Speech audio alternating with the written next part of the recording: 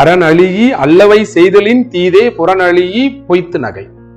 ஒருத்த நேர்ல பார்க்கும்போது சிரிச்சு பேசிட்டு அவன் போனதுக்கு அப்புறம் புறம் பேசுறான் பாருங்க, அவன் நிறைய அறங்கள் செஞ்சு நிறைய அறத்தை மறுத்து நிறைய தீங்கு செய்யறதை விட தீங்கு செஞ்சுட்டான்னு அர்த்தம். நேர்ல பார்க்கும்போது நல்லா இருக்கீங்களா, எப்படி இருக்கீங்க, உங்களதான் நினைச்சுக்கிட்டு இருந்தேன், நீங்க நல்லா இருக்கணும் அப்படின்ற மாதிரி பேச வேண்டியது.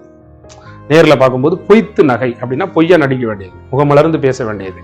ஆனா புறனழியி அவன் போனதுக்கு அப்புறம் அவனை பத்தி குறை பேசுவது, இப்படிப்பட்டவன் இருக்கானே அவனுடைய தீங்கு. அதாவது ஒருத்த அறத்தை கடைபிடிக்காமல் அறத்தை அழித்து பல தீங்குகள் செய்கிறான், அதை விட தீங்கானது அப்படி இருக்குதுலே ரொம்ப மோசமான ஒரு பண்பு என்னன்னா, ஒருத்த நேர்ல பார்த்து சிரிச்சு பேசிட்டு அவன் போனதுக்கு அப்புறம் முதுகுக்கு பின்னாடி குறை பேசுறான் பாருங்க, அது இந்த உலகத்திலேயே இருக்கக்கூடிய அத்தனை தீங்குகள்லையும் உச்சபட்ச தீங்கு இந்த குறை பேசுற தீங்காம்.